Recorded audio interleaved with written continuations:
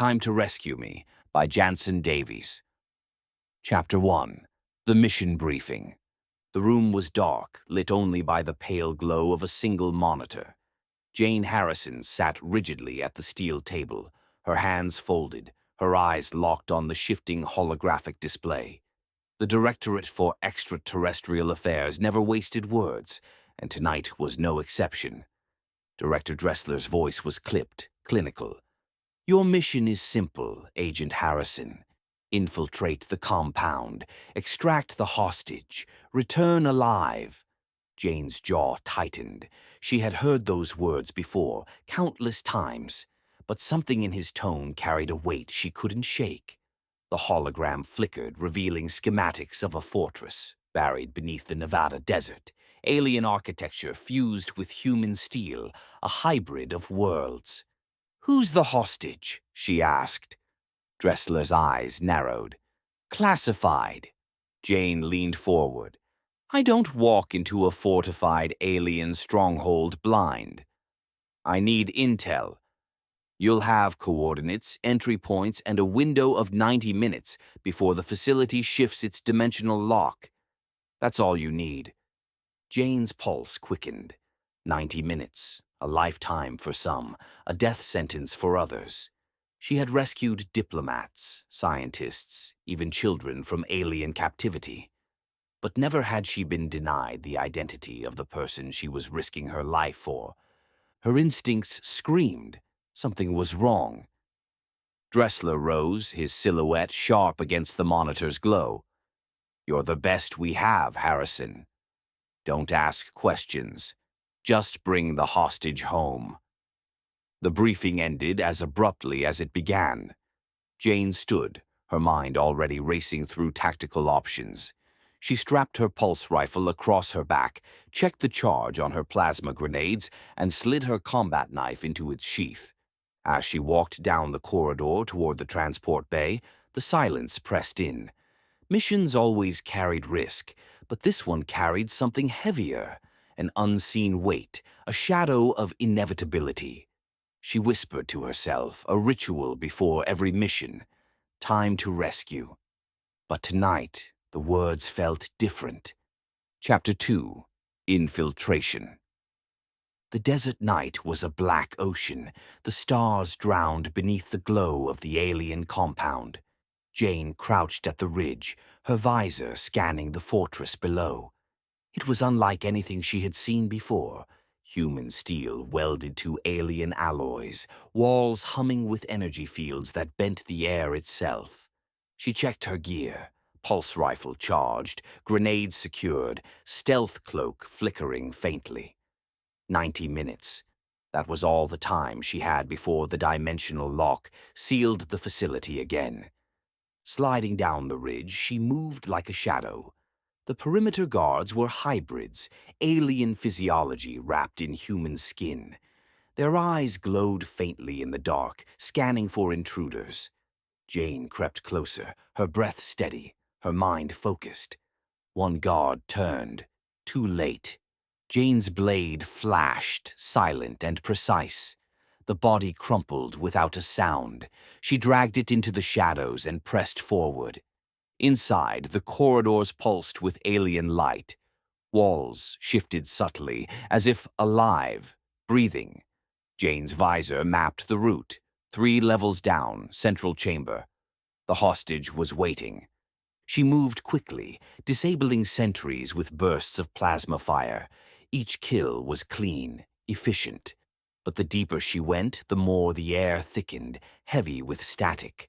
The compound seemed to resist her presence, as though aware of her intrusion.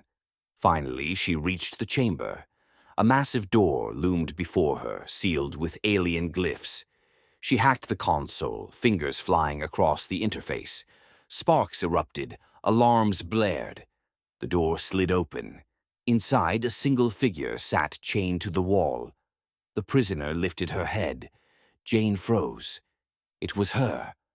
5 years older, her face lined with scars, her eyes burning with urgency.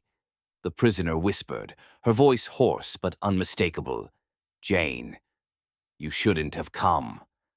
The world tilted. Time itself seemed to shudder. Chapter 3. The Impossible Encounter. The chamber was colder than the desert night outside, its walls pulsing faintly with alien glyphs that seemed to breathe. Jane stepped inside, pulse rifle raised, her boots crunching against the crystalline floor. The prisoner lifted her head. Jane's heart stopped. The woman chained to the wall was her. Older, scarred, eyes that carried 5 years of battles Jane had not yet fought. The prisoner's lips curved into a faint, weary smile. "Hello, Janie Bug." The sound of it hit Jane like a blow. That name hadn't been spoken aloud in decades. Her father had whispered it when she was small, when she scraped her knees or woke from nightmares. No one else knew it. No one could. Jane's rifle trembled in her grip. "Don't call me that." The chained woman tilted her head, the same way Jane herself did when she was calculating an opponent. "It's the only way I know you'll believe me. I'm you. 5 years from now, you can call me Janie. It's what I prefer." The chamber seemed to tilt, the air thickening with paradox. Jane's training screamed in her mind. Paradox Protocol 1. Never engage with your future self. Paradox Protocol 2. Never exchange personal identifiers. Paradox Protocol 3. Avoid shared memories at all costs. And yet here she was, staring at herself, hearing the nickname that made denial impossible. Jane's voice was sharp, defensive. "If you're me, prove it." The prisoner, Janie, smiled faintly, though her eyes glistened with exhaustion. "When you were 9, you broke your wrist climbing the oak tree behind the Harrison farm. You told everyone you fell. But the truth, you slipped because you wanted to see if the stars looked different from the highest branch." Jane's breath caught. The memory was buried deep, never spoken aloud. She lowered her rifle an inch, though her instincts screamed not to. "Why are you here?" Jane demanded. "Why me?" Janie leaned forward, chains rattling. Her voice was hoarse but steady. "Because you're about to make a mistake. The hostage you were sent to rescue isn't me. It's an alien disguised as a politician. If you save him, he'll lead Earth into war. I came back to stop you." Jane's stomach twisted. Senator Marcus Vandersill's face flashed in her mind. Charismatic, beloved, hailed as a visionary. Could he truly be the enemy? Jane shook her head. "This doesn't make sense. If you're me, then why are you here, chained up like bait?" Janie's eyes darkened. "Because they knew you'd come. They knew the only way to stop you was to use yourself against you. And they were right. You're hesitating." Jane's grip tightened on her rifle. She hated how true that was. The silence between them stretched, heavy with confusion and recognition. Jane stared at Janie, at the scars on her face, the weariness in her eyes, the weight of 5 years she hadn't yet lived. Finally, Jane whispered, "If you're me, then what happens to us?" Janie's smile was sad, almost tender. "That depends on whether you listen." The chamber lights flickered, alarms beginning to wail. Reinforcements were coming. Jane's 90-minute window was collapsing fast.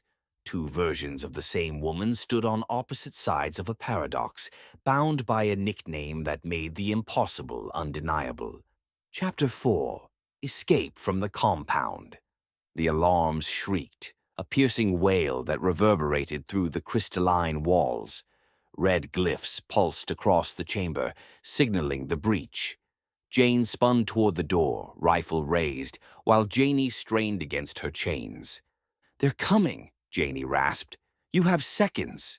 Jane's training kicked in. She fired at the lock, plasma bolts melting the alien alloy. The chain snapped, and Janie staggered forward, her body weakened but her eyes blazing with urgency. "Can you fight?" Jane asked. Janie smirked, despite the exhaustion. "I'm you, remember? Fighting is the only thing we do." The door burst open. Alien hybrids poured in, their eyes glowing, weapons humming with lethal energy. Jane dropped to one knee, unleashing a volley of plasma fire. The first wave fell, bodies crumpling against the walls. Janie grabbed a fallen weapon, its alien design unfamiliar yet instinctively manageable. She fired, the blast tearing through the second wave. The two women moved in perfect synchronicity, mirror images separated by time, fighting as one. But the compound itself seemed alive, shifting its corridors, sealing exits, forcing them deeper. Jane cursed under her breath. "It's trying to trap us," Janie nodded grimly. "It knows we're a paradox. If it kills us both, the timeline collapses." They sprinted down the corridor, plasma bolts ricocheting around them. Jane tossed a grenade, the explosion ripping through a squad of hybrids. The blast shook the walls, sending shards of alien crystal raining down. At the junction, the floor split open, revealing a chasm of swirling energy. The compound was folding space, trying to erase them. Jane leapt across, landing hard. Janie followed, barely catching the edge before Jane hauled her up. "Still think you don't need me?" Janie gasped. Jane shot another guard and pulled her forward. "I don't trust you, but I need you." They reached the outer hangar. Alien ships hummed, preparing for launch. Dozens of spies turned, weapons raised. Jane's visor flickered. Too many targets, not enough time. Janie's eyes narrowed. "We don't fight them all. We fight smart." Together, they hacked the hangar's control panel. Sirens blared as the ship's engines overloaded. The hybrids screamed, scrambling to shut them down. Jane and Janie sprinted through the chaos, explosions tearing the hangar apart behind them. They burst into the desert night, the compound collapsing in flames. Jane bent over, catching her breath, while Janie stood beside her, silhouetted against the inferno. For a moment they were silent, two versions of the same warrior, alive against impossible odds. Then Janie spoke, her voice low, almost reverent. "This is only the beginning." Chapter 5: The Rules of Paradox. The desert stretched endlessly around them, the compound's burning wreckage a distant glow on the horizon. Jane and Janie had found shelter in an abandoned mining shack, its wooden beams groaning in the wind. The silence was heavy, broken only by the rasp of their breathing. Jane paced the room, rifle still in her hands, adrenaline refusing to fade. "You'd better start talking. Because right now I don't know if I should thank you or shoot you." Janie sat on a broken crate, her posture weary but her eyes sharp. "You won't shoot me. You know why." Jane's jaw clenched. "Stop playing games." Janie leaned forward, her voice low, deliberate. "There are rules, Jane. Rules about what happens when you meet yourself. They're not just superstition. They're survival." Jane crossed her arms, skeptical but listening. "Rule 1, Janie said, holding up a finger. Never reveal personal outcomes. If you know too much about your own future, you'll start making choices to avoid it. That creates fractures, probability lines that collapse in on themselves. Best case, you lose your mind. Worst case, the timeline unravels." Jane swallowed hard. "So you can't tell me what happens to me?" Janie's eyes softened. "Not unless it's the only way to keep you alive." "Rule 2, Janie continued. Avoid altering fixed events. Some things are locked into place. Try to change them and time pushes back. Hard. People die. Worlds burn." Jane's stomach twisted. "And how do you know what's fixed?" "You don't," Janie admitted. "You guess. You gamble. And you pray you're right." Jane turned away, staring at the cracked window. The desert wind howled through the gaps in the boards. "Rule 3, Janie said, her voice quieter now. Limit contact. The longer we're together, the more unstable things get. Memories bleed across the gap. You'll start remembering things you haven't lived yet. I'll start forgetting things I already did. And if we stay too close for too long—" She trailed off. Jane turned back, her voice sharp. "What happens?" Janie met her gaze. "We collapse into each other. One of us disappears. Maybe both." The words hung in the air like a death sentence. Jane gripped her rifle tighter, trying to ground herself. So why risk it? Why come back at all? Janie's expression hardened. Because the man you're supposed to rescue isn't a man. He's an alien warlord wearing human skin. In 2 years, he'll lead Earth into a galactic war. Billions will die. I came back to stop you from saving him." Jane's chest tightened. Senator Marcus Vandersill's face flashed in her mind again, smiling, charismatic, beloved by millions. Could he really be the monster Janie claimed? Jane shook her head. "My orders are clear. Rescue the hostage. Bring him home." Janie's voice was sharp, urgent. "Your orders are a lie. The Directorate doesn't know what he is. Or worse, they do, and they're complicit. You can't trust them."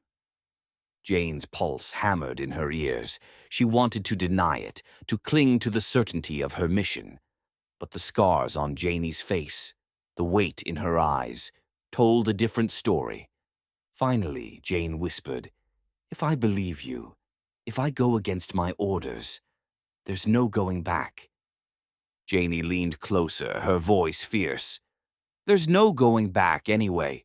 The only question is whether Earth survives." The shack creaked in the wind, the silence between them thick with unspoken truths. Two versions of the same woman, bound by blood and time, staring at each other across the impossible. And for the first time, Jane realized the mission wasn't about rescuing someone else. It was about rescuing herself from the future. Chapter 6. Alien Spies in the City. The mining shack was no longer safe. By dawn, Jane and Janie had slipped into the city, blending with the crowds beneath neon billboards and the hum of traffic. But the sense of being hunted never left them. Jane kept her rifle hidden beneath a long coat, her eyes scanning every reflection in shop windows. Janie walked beside her, posture tense, gaze darting to every shadow. "They'll come," Janie murmured. "They always do." Jane frowned. "You mean the aliens?" Janie's lips tightened. "Not just them." "The Directorate, too. You broke protocol by freeing me. They'll brand you compromised, and the aliens will send spies to erase us both." As if summoned by her words, a man across the street turned his head. His eyes glowed faintly, unnatural. Another figure stepped from an alley, movements too precise, too fluid. Jane's pulse quickened. "We've been made."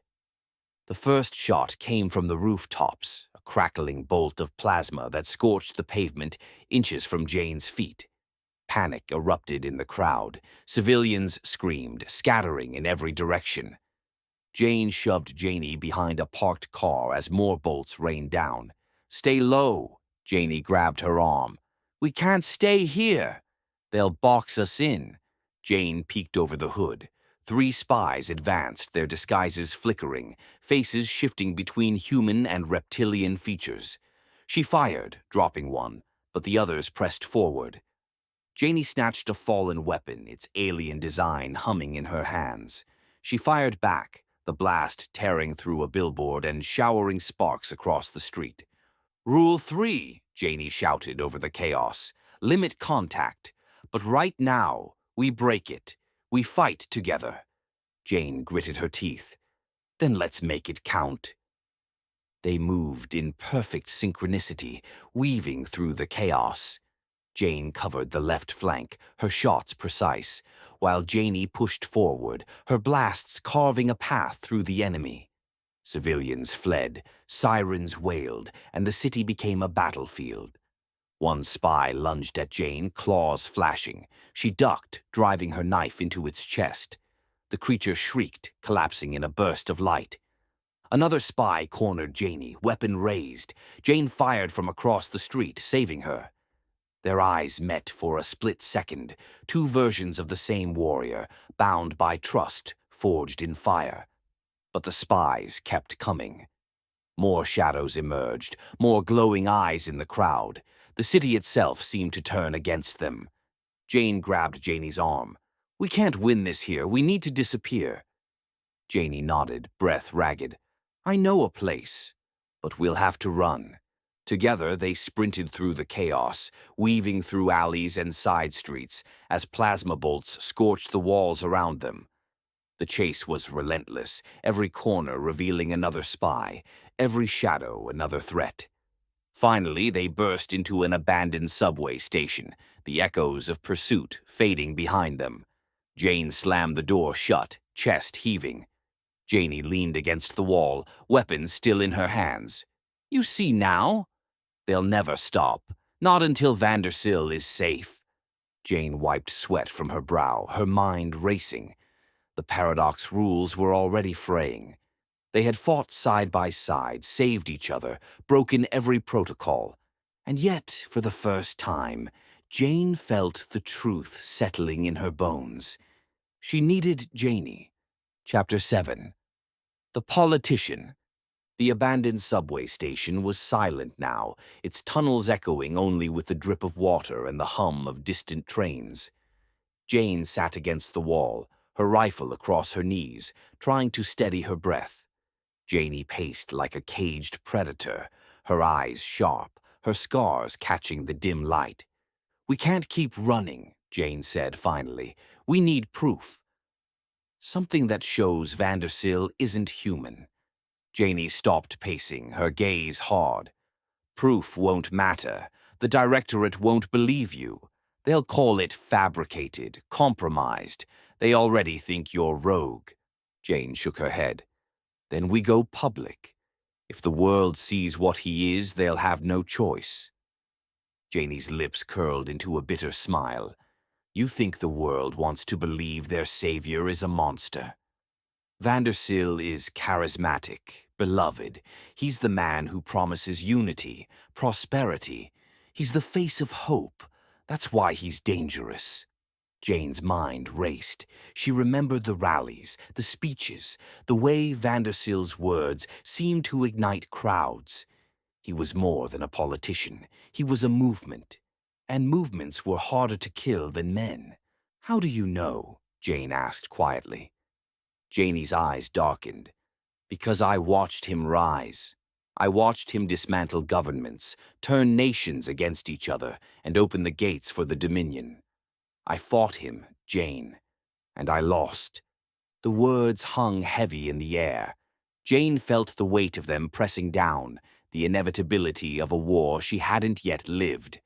"We need to get close," Jane said, her voice firm. "We need to see him, study him. If he's alien, there will be signs."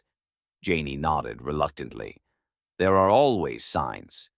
Genetic anomalies, flickers in the disguise when he's under stress. But catching them requires proximity, and proximity means risk." Jane stood, slinging her rifle over her shoulder. "Then we take the risk." Janie's smirk returned, weary but familiar. "That's the problem with us. We always take the risk." They left the subway station under cover of night, moving through the city's veins until they reached the heart of power. The capital district glowed with light, banners of Vandersill's campaign fluttering in the wind. His face was everywhere, on screens, posters, holograms, smiling, promising a brighter tomorrow. Jane stared at one of the holograms, unease twisting in her gut. "He looks human." Janie's voice was sharp. "That's the disguise. Beneath it, he's reptilian, cold, calculating. And if you save him, he'll lead Earth into chains." Jane's pulse quickened. The paradox rules echoed in her mind. Never reveal too much. Never alter fixed events. But standing here, staring at Vandersill's image, she knew the rules were already breaking. For the first time, Jane realized the mission wasn't about infiltration or extraction. It was about exposure. And exposure meant war.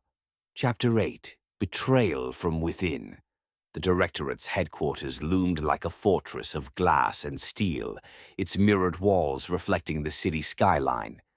Jane had walked these halls 100 times before, but tonight every step felt heavier, every shadow sharper. Janie trailed behind her, hood pulled low, face hidden.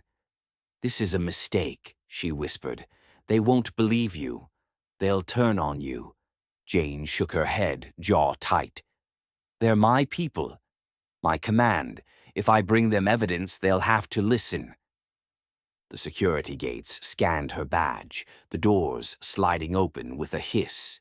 Inside, the air was sterile, humming with the quiet efficiency of the Directorate. Agents moved briskly through the corridors, their eyes flicking toward Jane with curiosity and suspicion. Director Dressler was waiting in the briefing chamber, arms folded, expression unreadable. "Agent Harrison, you've gone dark. Reports say you've compromised your mission." Jane dropped a data drive onto the table. "Compromised?" I uncovered the truth. The hostage wasn't human. He's Senator Marcus Vandersill, an alien in disguise. This drive has genetic scans, combat footage, everything you need to see. Dressler didn't move. His eyes flicked to the shadows where Janie lingered. "And who is this?" Jane hesitated. "She's an asset, critical to the mission." Janie stepped forward, pulling back her hood. Gasps rippled through the room. Agents reached for their weapons. Dressler's voice was cold. "You brought the paradox into my headquarters." Jane's stomach dropped. "You knew." Dressler's lips curled into something between a sneer and a smile. "Of course I knew. Vandersill is the future. He will unite this planet under one banner. The Directorate doesn't resist him. We serve him." The words hit Jane like a blade. Her own agency, her own command was compromised. Janie's voice was sharp, cutting through the silence. "I told you. They're already his. You can't trust them." Dressler raised a hand. "Take them." The chamber erupted. Agents drew weapons, plasma bolts searing the air. Jane dove behind the table, firing back. Janie moved with her, their motions perfectly mirrored, two halves of the same warrior. The room filled with smoke and fire. Jane's pulse hammered as she fought her own comrades, people she had trained with, trusted. Each shot tore at her soul. Janie grabbed her arm, pulling her toward the exit. "We can't win this fight." "Not here." They burst into the corridor, alarms blaring, Directorate agents swarming from every direction. Jane's heart ached with betrayal, but there was no time to grieve. As they fled into the night, Jane realized the truth. She was no longer an agent of the Directorate. She was a fugitive, and the only ally she had left was herself. Chapter 9: Rules Broken. The safe house was a forgotten warehouse on the edge of the city, its walls scarred by rust and silence. Jane paced the floor, her rifle slung across her back, her mind a storm of betrayal and doubt. Janie sat on a crate, watching her younger self with weary eyes. Finally, Jane stopped pacing. "Enough. I need answers." Janie's brow furrowed. "You know the rules. The more I tell you, the more unstable this becomes." Jane's voice sharpened. "I don't care about the rules. I've already broken them. I freed you. I fought beside you. I killed Directorate agents who were supposed to be my allies. Don't tell me to stay blind." Janie's silence stretched, heavy with the weight of paradox. Jane stepped closer, her voice trembling with anger and desperation. "What happens to me? What happens to us?" Janie's eyes softened, but her words were edged with sorrow. "You die, Jane. You die trying to stop Vandersill. That's why I came back, to change it. The words hit like a blade. Jane staggered, her breath catching. Die? When? Janie shook her head. If I tell you, you'll try to avoid it. And that avoidance will fracture the timeline. You'll start making choices not because they're right, but because you're terrified of the outcome. That's how paradoxes consume us. Jane's fists clenched. So, I'm supposed to fight blind? Pretend I don't know what's coming? Janie rose, her scars catching the dim light. You're supposed to fight with me. That's the difference. Alone, you die. Together, we have a chance. Jane's chest tightened. She hated the truth in those words. She hated the inevitability pressing down on her. Rule 1, Janie said quietly, as if reminding herself. Never reveal personal outcomes. And I just broke it. The air seemed to shiver, the walls humming faintly. Jane felt a flicker in her mind, memories that weren't hers, flashes of battles she hadn't fought, scars she hadn't earned. She gasped, clutching her head. What's happening? Memory bleed, Janie said grimly. The timeline is punishing us. The longer we stay together, the more unstable it gets. Jane forced herself to steady her breath, the phantom memories fading. She looked at Janie, her voice raw. Then we finish this fast. We expose Vandersill, we stop the Dominion, and we end this before the timeline tears us apart. Janie nodded, her expression fierce. Agreed. But understand this. Every step we take together risks collapse. We're gambling with existence itself. Jane's lips curled into a grim smile. Then let's gamble big.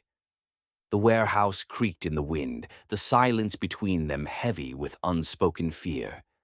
Two versions of the same woman, bound by blood and time, had broken the rules, and now the paradox was watching.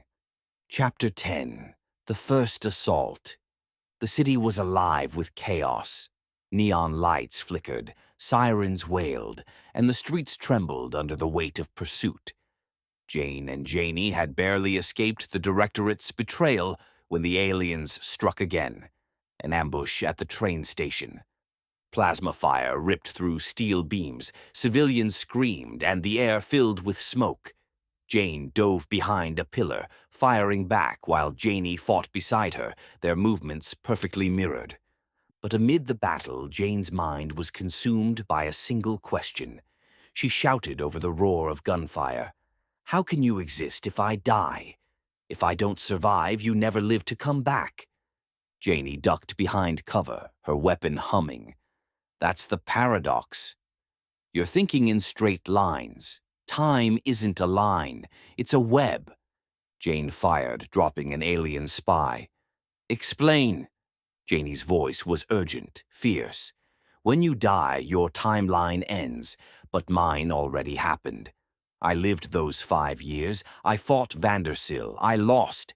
That history exists, locked in its own branch. I came back from that branch. Even if you die here, my existence doesn't vanish. It's preserved in the timeline I left.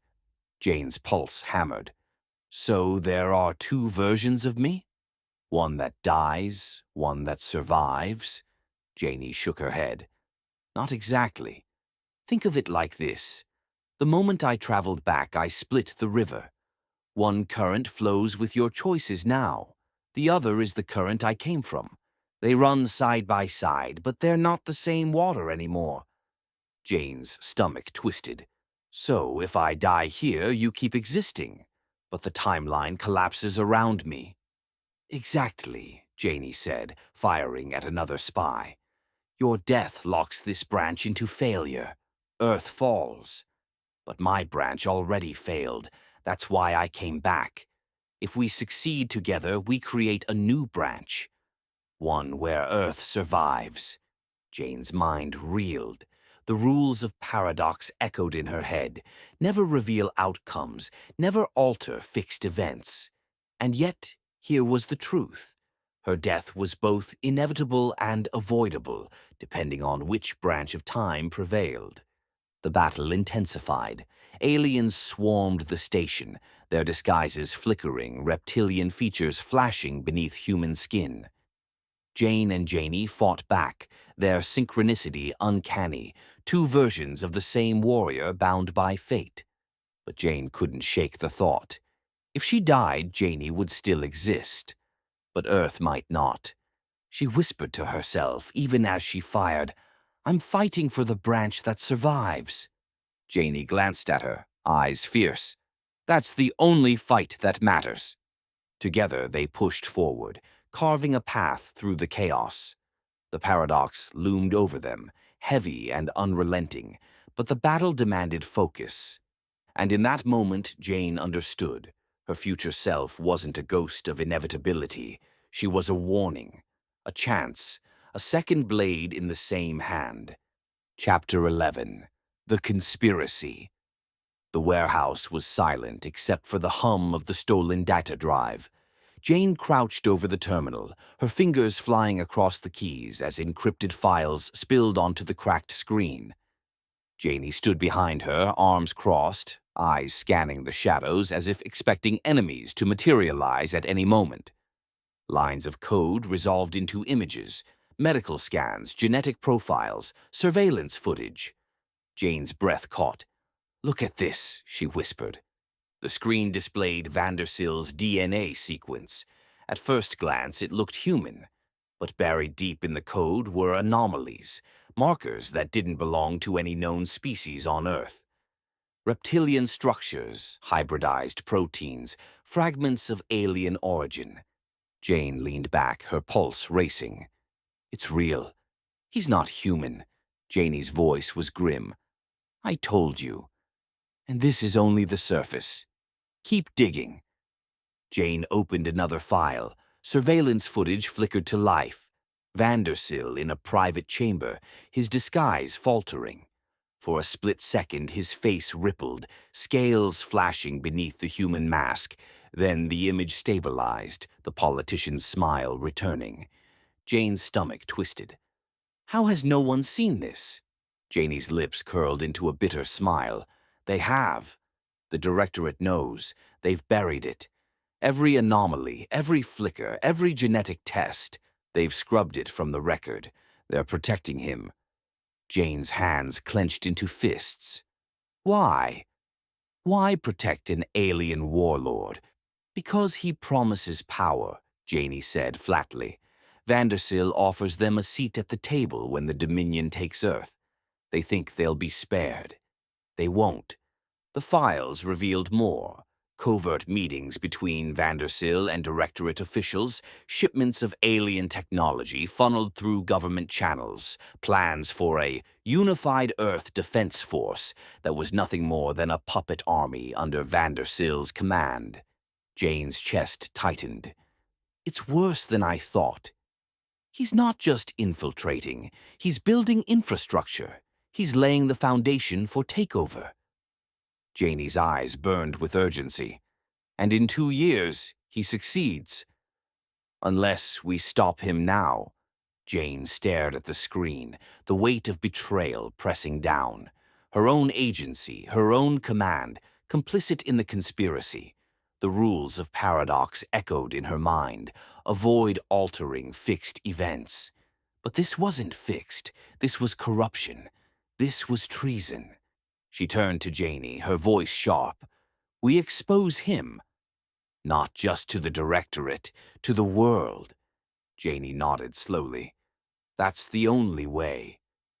But understand this, once we move, Vandersill will unleash everything he has.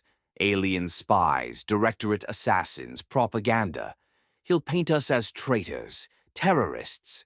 The world will turn against us. Jane's grip tightened on her rifle. Then we fight. We fight until the truth burns through the lies. The warehouse lights flickered, the terminal humming as if straining under the weight of revelation. Outside, the city was quiet, unaware of the storm about to break. Two versions of the same woman stood together, staring at proof that could shatter the world. And for the first time, Jane realized the mission wasn't about survival. It was about revolution. Chapter 12. The Broadcast. The safe house was alive with the hum of stolen tech. Screens flickered, cables snaked across the floor, and the air smelled of ozone from jury-rigged transmitters. Jane crouched over the console, her fingers steady despite the tremor in her chest. Janie stood beside her, scars catching the glow, eyes sharp with urgency. "This is it," Jane said. "We go live. We show the world what Vandersil really is." Janie's voice was low, almost reverent. "Once we do this, there's no going back. He'll unleash everything he has. Alien spies, directorate assassins, propaganda. We'll be hunted everywhere." Jane's jaw tightened. "We're already hunted. At least now we fight in the open." The console beeped, the satellite uplink locking into place. Jane's visor displayed the feed. Every major network, every global channel, every screen in the world about to be hijacked. Janie handed her a data drive. "This has the footage. Genetic scans, surveillance clips, everything. Once it plays, the disguise is gone." Jane hesitated, her finger hovering over the command. "What if they don't believe it?" Janie's lips curled into a bitter smile. "Belief doesn't matter. Once they see his face flicker, once they see the scales beneath the mask, doubt will spread. And doubt is the one thing Vandersil can't control." Jane pressed the command. The world went dark for a heartbeat. Then every screen flickered to life. City billboards, home televisions, phones, tablets, even the massive holograms in Capitol Square.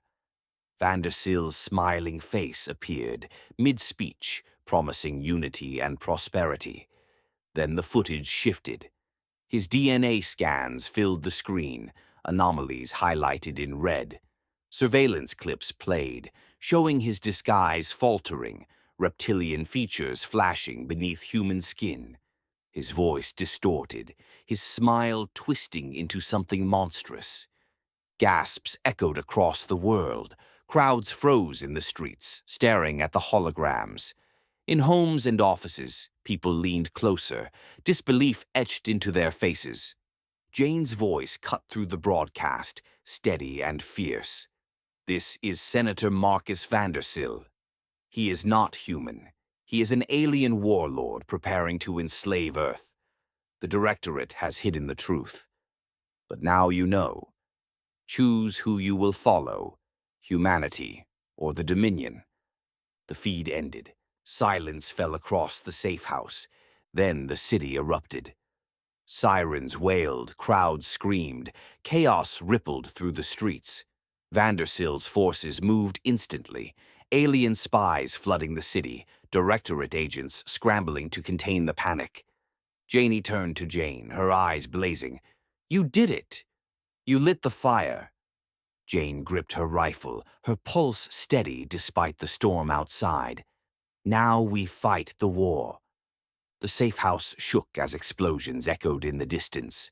The broadcast had worked, but it had also unleashed Vandersil's wrath.